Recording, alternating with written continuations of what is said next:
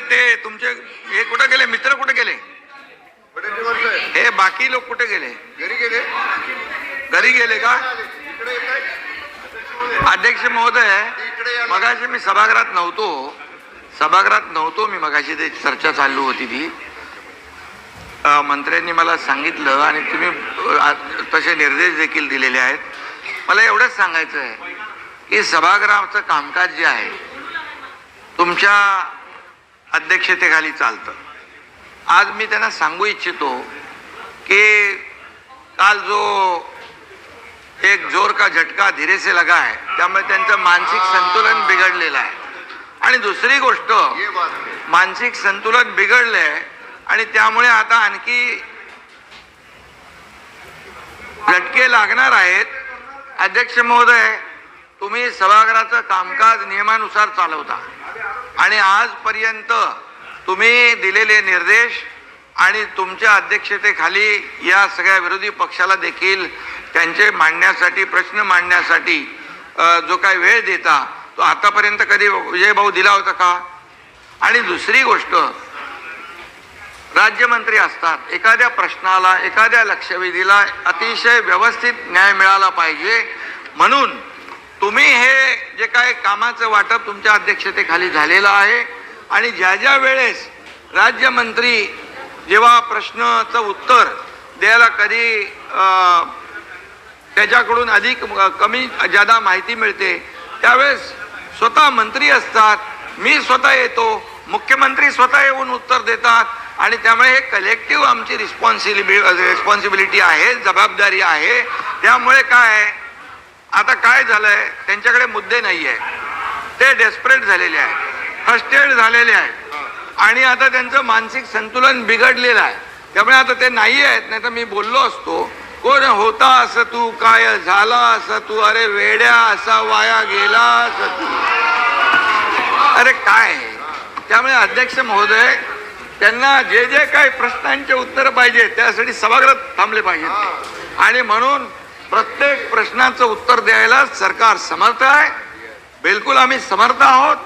प्रश्न मांडण्याची जबाबदारी जी आहे ती त्यांनी पार पाडली पाहिजे. नुसतं स्टंटगिरी करून येऊन इथे काहीतरी बडबड करून जायचं आणि सभागृहाचा वेळ वाया घालवायचा.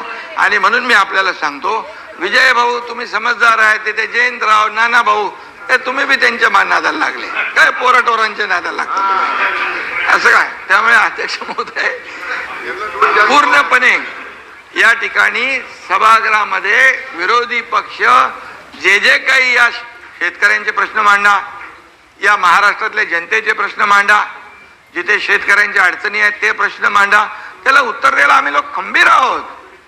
सरकार खंबीर आहे. प्रत्येक याला पैसे शेतकऱ्यांना आतापर्यंत, नाना भाऊ, आतापर्यंतच्या इतिहासामध्ये मी 2.5 वर्ष मुख्यमंत्री होतो, आता देवेंद्रजी काम करता, आतापर्यंतच्या इतिहासात 45,000 कोटी रुपये शेतकऱ्यांना देण्याचं काम केलंय.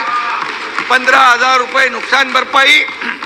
त्यानंतर तुम्हाला सांगतो, पहिलं तुमच्या काळामध्ये NDRFच्या निकषाने पैसे देत होते, आम्ही NDRFच्या दुप्पट केलं, 2 हेक्टरचं 3 हेक्टर केलं. सततच्या पावसाचं नुकसान मिळत नव्हतं ते दिलं. अरे बाबा, गोगलगाईनी केलेलं नुकसान पण मिळत नव्हतं तेही चालू केलं आम्ही. 6,000 रुपये प्रधानमंत्री मोदीजी देतात, 6,000 आपण चालू केले महायुती सरकारने. हे लक्षात ठेवा ना तुम्ही. आणि त्यामुळे काही पैसे नाही दिले, काहीतरी शेतकऱ्यांवर अन्याय केला, हे खोटं नाटक चालणार नाही.